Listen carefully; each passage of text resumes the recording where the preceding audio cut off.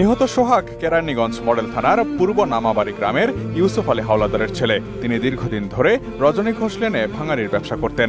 এদিকে হত্যাকাণ্ডের ভিডিও এখন সামাজিক যোগাযোগ মাধ্যমে ছড়িয়ে পড়েছে। ভিডিওতে দেখা যায় ব্যবসায়ীর পরনের কাপড় খুলে নিয়ে তাকে নির্মমভাবে মাথায় পাথর মেরে পাথর দিয়ে মাথায় আঘাত করে নির্মমভাবে হত্যা করে। নির্যাতনের সময় তারা তার পরনের পোশাকও খুলে ফেলে। এতে ঘটনাস্থলেই মৃত্যু হয় সোহাগের।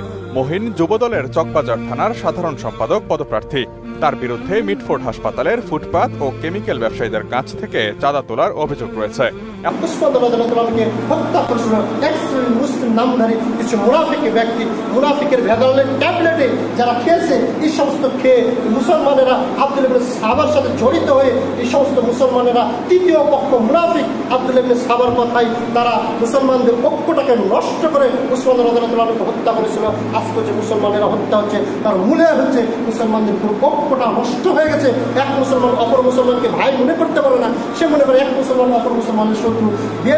বিএনপির ভিতর তো কোনো মুসলমান নেই, এই জন্য বিএনপির ভিতরে যদি মুসলমান যদি থাকতো, এক বিএনপির নেতা আরেক বিএনপির নেতাকে কিভাবে হত্যা করতে পারে?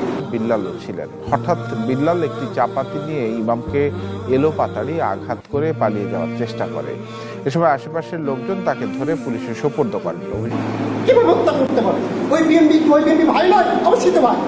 অথচ দুনিয়াতে কিছু ক্ষমতার লোভে দুনিয়াতে কিছু পাওয়ার জন্য এক মুসলমান হয়ে অপর মুসলমানকে হত্যা করছে। এটা সেই উসমান রাদিয়াল্লাহু জামানা দিয়ে চলে এসেছে।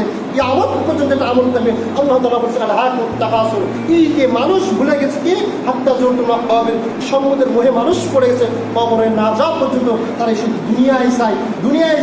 দুনিয়াতে কিভাবে সম্পদ করবে এই টার্গেটে রয়েছে, দুনিয়াতে কিভাবে ক্ষমতা পাবে এই টার্গেটে রয়েছে, বাপের সম্পত্তি কিভাবে ভক্ষণ করতে হবে এই টার্গেটে রয়েছে। প্রয়োজন মতে বাপকে পর্যন্ত হত্যা করতে পরোয়া করতেছে না, নিজের ভাইকে পর্যন্ত হত্যা করতে পরোয়া করতেছে না, নিজের বোনকে পর্যন্ত হত্যা করতে পরোয়া করতেছে না।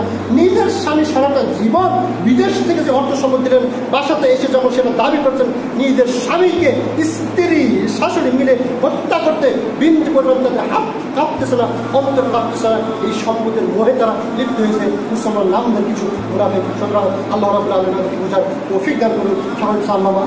মুসলমানদের বিজয় যতদিন ঐক্য না হবে, একতাবদ্ধ যতক্ষণ না হবে, এক না হওয়া পর্যন্ত কোনোদিন মুসলমানদের বিজয় সম্ভব হবে না। সে যে ইসলামিক রাষ্ট্রে যাক না কেন, যদি এক না হয়ে যদি ইসলামিক রাষ্ট্র যদি কায়েম করে, যারা তাকে গদিতে বসিয়েছে তারাই তাকে হত্যা করবে, তারাই তাকে নামা। এটা সমান তাদের এক না হয়েছে সে ইসলামী রাষ্ট্র যদি কায়েম করে। আল্লাহ প্রত্যেক মুসলমানকে এক হওয়ার তৌফিক দান করুন। আল্লাহ